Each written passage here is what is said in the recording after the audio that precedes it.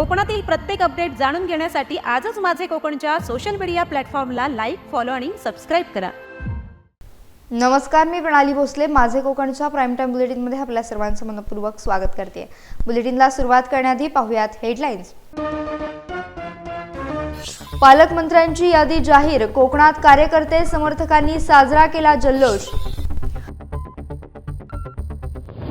रायगडच्या पालकमंत्रीपदी अदिती तटकरे यांचं नाव जाहीर, भरत गोगावले समर्थकांमध्ये नाराजी, आक्रमक भूमिका न घेण्याचं गोगावलेंचं आवाहन।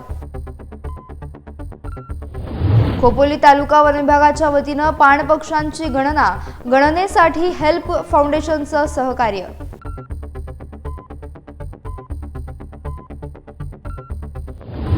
आणि महाराष्ट्रातील कलावंतांचे दुबईत कीर्तन, दुबईमध्ये कीर्तन महोत्सव उत्साहात साजरा।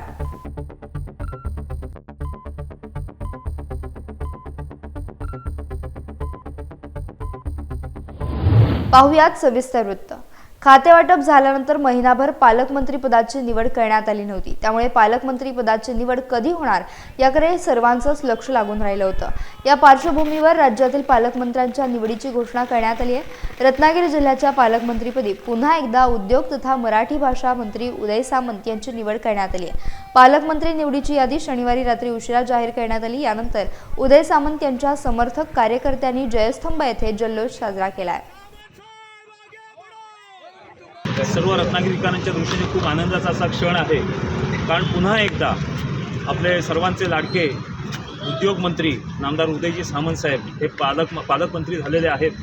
आणि माननीय मुख्यमंत्री देवेंद्रजी फडणवीस असतील, माननीय उपमुख्यमंत्री आमचे शिवसेनेचे नेते एकनाथजी शिंदे साहेब असतील, अजितदादा पवार साहेब असतील, या सर्वांनीच मिळून पालकमंत्रीपद, रत्नागिरी जिल्ह्याचं पालकमंत्रीपद पुन्हा एकदा उदयजी सामंत यांच्याकडे दिलेलं आहे।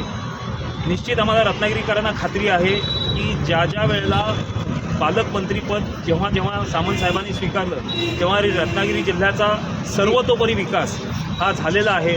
आणि परत एकदा पालकमंत्री झाल्यामुळे निश्चितच रत्नागिरीकरांच्या काय थोड्या फार ज्या गोष्टी अपूर्ण राहिलेल्या आहेत त्या निश्चितच पालकमंत्र्यांच्या माध्यमातून पूर्ण होतील याची आम्हाला खात्री आहे।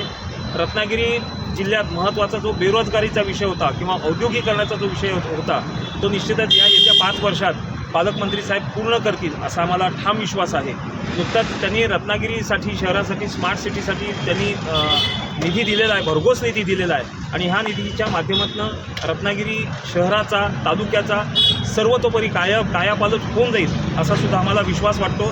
आणि संपूर्ण महाराष्ट्र राज्यातच नव्हे, संपूर्ण देशभरात रत्नागिरीचं नाव अग्रस्थानी राहील, कसं राहील याच्या दृष्टीने पालकमंत्री साहेब निश्चितच विचार करतील असा आम्हाला ठाम विश्वास वाटतो। परत एकदा सर्वांच्या वतीने मी पालकमंत्री उदयजी सामंत यांना शुभेच्छा देतो आणि थांबतो। जय हिंद, जय महाराष्ट्र। महाराष्ट्रात काही महिन्यांपूर्वी निवडणुका पार पडल्या आणि महायुतीचं सरकार सत्तेत आलं। अनेकांना मंत्रिपद सुद्धा देण्यात आली, परंतु महाराष्ट्रातील जिल्ह्यांच्या पालकमंत्रीचा तेढ कायम होता। रायगडमधून एकीकडे शिवसेनेचे नेते मंत्री भरत गोगावले हे दावा करत होते, तर दुसरीकडे राष्ट्रवादीतून मंत्री अदिती तटकरे पुन्हा एकदा पालकमंत्री पदासाठी इच्छुक होत्या। अदिती तटकरे यांना पुन्हा एकदा पालकमंत्रीपद मिळावं यासाठी हट्ट कायम होता। अखेर काल पालकमंत्री पदाचं कोडं सुटलंय आणि पालकमंत्री पदाची माळ पुन्हा एकदा मंत्री अदिती तटकरे यांच्या गळ्यात पडली। यावेळी रायगड जिल्ह्यातील रोहा तालुक्यातील राष्ट्रवादी काँग्रेस पक्षाच्या कार्यकर्त्यांकडून फटाके वाजवत एकमेकांना पेढे भरवत जल्लोष साजरा करण्यात आला। आज रोहा तालुक्यात अख्ख्या महाराष्ट्रामध्ये जल्लोष आहे ताईंना पालकमंत्री मिळाल्याबद्दल। आपल्याला माहिती असेल झेडपीचा अध्यक्ष 2.5 वर्ष ताईंनी सांभाळलं, चांगल्या प्रकारे जिल्ह्यामध्ये काम केलं। त्यानंतर ते आमदार झाल्यानंतर त्या मंत्री झाल्या आणि पुन्हा त्यांना आता मंत्रिपदाची माळ त्यांच्या गळ्यात पडली। त्याबद्दल मी आमच्या रायगड जिल्ह्याच्या वतीने मुख्यमंत्री असतील, उपमुख्यमंत्री असतील यांना मी जिल्ह्याच्या वतीने धन्यवाद देतो। आणि या पालकमंत्री पदाचा हा फायदा रायगड जिल्ह्यातील तमाम जनतेला, महाराष्ट्रातील समान जनतेला नक्कीच होईल आणि या रायगड जिल्ह्याचा विकास त्या नक्कीच पुढे नेतील आम्हाला पूर्ण खात्री आहे। आदिताईंना पालकमंत्री पद दिल्याबद्दल व मिळाल्याबद्दल सर्वप्रथम मी समस्त रोहा तालुक्याच्या वतीने माननीय मुख्यमंत्री देवेंद्रजी फडणवीस साहेब उपमुख्यमंत्री अजितदादा, उपमुख्यमंत्री शिंदे साहेब यांचे आभार मानेन आणि ताईंना पालकमंत्री पद दिलं ते योग्यच आहे, कारण त्यांनी महिला व बाल कल्याण मंत्री पद हे अतिशय उत्तम पद्धतीने गेले 2.5 वर्ष सांभाळलेलं आहे. त्यामुळे योग्य पालकमंत्री या रायगड जिल्ह्याला मिळालेला आहे अशी माझी भावना मी व्यक्त करतो आणि पुन्हा एकदा त्या सर्वांना आभार मानतो आणि ताईंचे, साहेबांचे आणि अनिकेत भाईंचे रोहा तालुक्याच्या वतीने मी त्यांचं हार्दिक अभिनंदन करत आहे. कुमारी अदितीताई तटकरे या आपल्या रायगड जिल्ह्याच्या पालकमंत्रीपदी नेमणूक झाल्याबद्दल त्यांचे खूप खूप अभिनंदन प्रथमतः. आणि आम्ही ज्या सर्व महिलांनी ग्रुप ग्रामपंचायत वर्षाचे महिला तसेच सदस्य व सर्व पदाधिकाऱ्यांनी याच्यासाठी आम्ही खूप मेहनत घेतलेली होती व ती मेहनत घेताना आम्हाला नेहमीच एक वाटत होतं की ताईला आपल्या पालकमंत्री पद तर भेटलंच पाहिजे, कारण की तिचा तो हक्कच आहे. आज रायगडसाठी तिने जे जे महिलांसाठी केलेलं आहे त्याच्याबद्दल आम्हाला गॅरंटी होती की ताईच आपली पालकमंत्री होणार आहे आणि ती आज झालेली आहे. आमच्या सर्व महिलांकडून तसेच आमच्या ग्रामपंचायतच्या सर्व सदस्य लाडकी बहिणीसाठी आपण आमच्याकडून जे काम करून घेतलेलं होतं ते 100% झालेलं आहे सक्सेस. आणि ह्याच्याही पुढे ती आमच्यासाठी बऱ्याचशा योजना तसेच आमच्यासाठी बरेचसे कार्यक्रम ती राबवू शकते ही आम्हाला गॅरंटी आहे. व पुढील वाटचालीसाठी ताईला खूप खूप शुभेच्छा. राज्याच्या राजकीय वर्तुळातून मोठी बातमी समोर आली आहे. राज्य सरकारकडून अखेर पालकमंत्र्यांची यादी जाहीर करण्यात आली. सत्ता स्थापनेनंतर गेल्या अनेक दिवसांपासून पालकमंत्रीपदासाठी जोरदार रस्सीखेच पाहायला मिळत होती. मात्र आता अखेर ही यादी जाहीर झाली आहे. रायगड जिल्ह्याच्या पालकमंत्रीपदावरून राष्ट्रवादी काँग्रेस विरुद्ध शिवसेना असा थेट सामना होता. भरत गोगावले यांनी अनेकदा पालकमंत्रीपदावर दावा देखील ठोकला होता. मात्र अखेर अदिती तटकरे यांनी बाजी मारली. अदिती तटकरे या रायगड जिल्ह्याच्या पालकमंत्री असणार आहेत. यावर मंत्री भरत गोगावले यांनी प्रतिक्रिया दिली. पाहूयात. ताकद लावून जे काम केलंय ते कोणालाही नाकारता येणार नाही.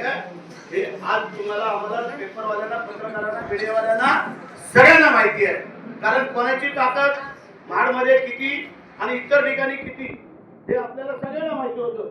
हे आता माझ्या जनतेने माझ्या या निवडणुकीला दाखवून दिलं की बरेचशेच्या बरोबर आम्ही किती लोक आहोत. तर मी समाधानी आहे. तुम्ही सगळे जमा झालात. आमच्यासाठी काळजी करायचं नाही आहे. शेवटी सरदा आणि सबुरी ईश्वर के घर में देर है लेकिन अंधेर नहीं है. त्यामुळे घराचे उपकारांना आणि डगमगवणारा नाही. तुमचं सगळ्यांचं सहकार्य एवढीच आमची ताकद.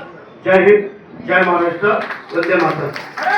राष्ट्रीय समाज पक्षाचे संस्थापक अध्यक्ष तथा माजी मंत्री महादेव जानकर यांनी काल वावोशी येथील पक्ष कार्यालयाला भेट देऊन कार्यकर्त्यांच्या भेटी घेऊन त्यांच्या अडीअडचणी जाणून घेतल्या. कोकणात राष्ट्रीय समाज पक्षाची मोठी संघटना असून कोकणचे प्रदेशाध्यक्ष भगवान ढेबे यांच्या नेतृत्वाखाली रासपला मोठी उभारी मिळत आहे. त्यातूनच राष्ट्रीय समाज पक्षाच्या वावोशी येथील कार्यालयाला माजी मंत्री महादेव जानकर यांनी सदिच्छा भेट देत अनेक कार्यकर्त्यांच्या भेटी घेऊन त्यांच्या अडीअडचणी जाणून घेतल्या आणि त्या सोडवण्यासाठी प्रयत्न केले.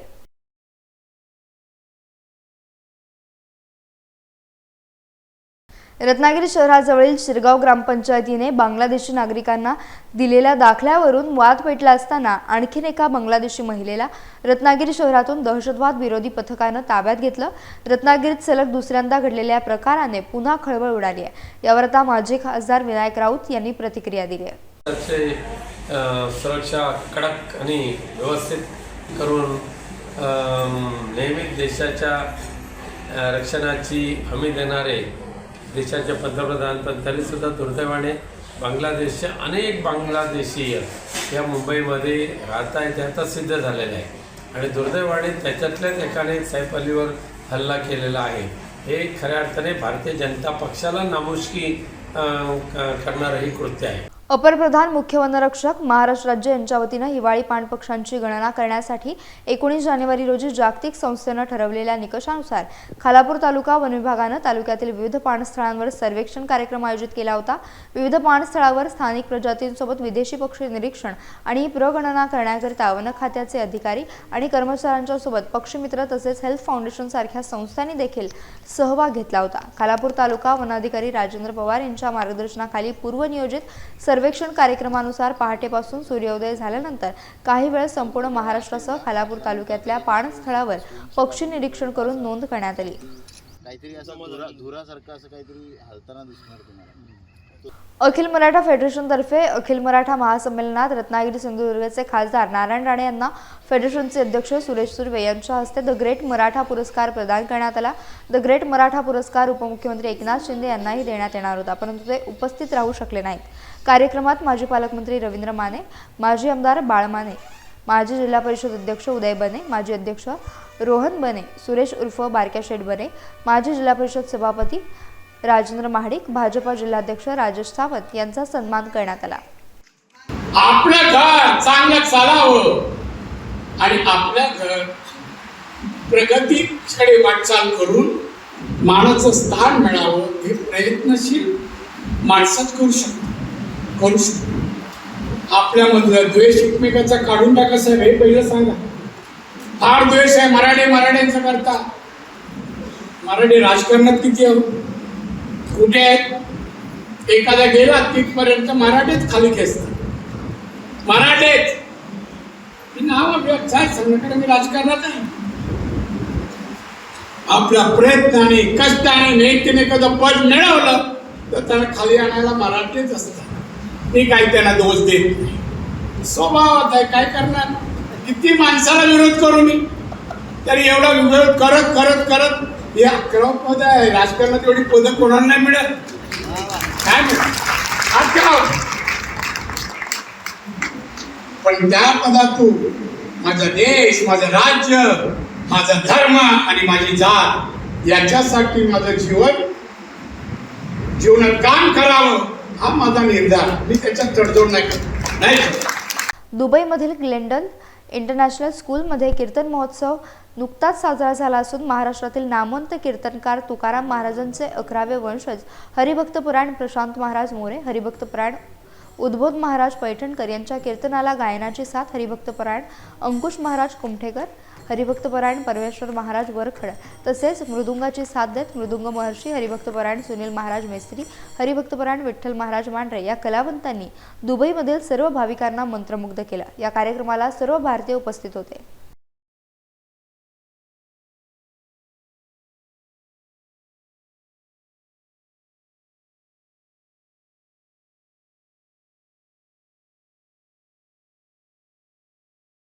शेतकरी कामगार पक्षाचे रायगड जिल्हा खजिनदार प्रीतम म्हात्रे यांच्या वाढदिवसानिमित्त उल्वेनोड येथे महिलांसाठी खेळ पैठणीचा आणि हळदी कुंकू कार्यक्रम मोठ्या उत्साहात पार पडला.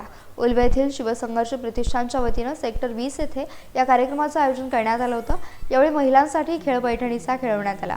शिवसंघर्ष प्रतिष्ठान उल्वेचे अध्यक्ष अखिल यादव यांच्या वतीनं जनतेच्या मनातील आमदार म्हणून उपाधी मिळालेले पनवेल महानगरपालिकेचे माजी विरोधी पक्षनेते प्रीतम म्हात्रे यांच्या वाढदिवसानिमित्त अभिष्टचिंतन सोहळ्याचं आयोजन करण्यात आलं होतं. यावेळी प्रीतम म्हात्रे यांच्या अर्धांगिनी ममता म्हात्रे, गव्हाण ग्रामपंचायतच्या सरपंच माईताई भुईर तसेच शिवसंघर्ष प्रतिष्ठान उल्वेचे पदाधिकारी, महिला आदींसह उल्वेवासी मोठ्या संख्येने उपस्थित होते.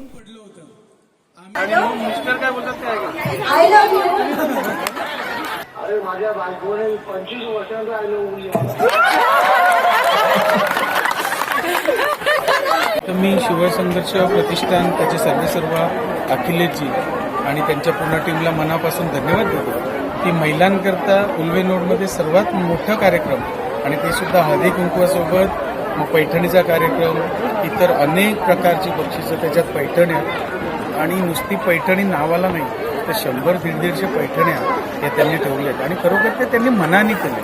त्यामुळे आज प्रतिसाद तुम्ही बघताय की मला वाटतं या सगळ्या आजूबाजूच्या सेक्टरच्या सगळ्या महिला भगिनी आज इकडे आहेत आणि त्याने नुसतं महिला बोलवून इथे 2-3 तास कार्यक्रम देऊन नाही तर त्यांना इथून जेवून त्यांना घरी पाठवणार, म्हणजे घरी पुन्हा काही करायला नको, या अशा पूर्णत्वास नेणाऱ्या कार्यक्रमाचं आयोजन त्यांनी केलं.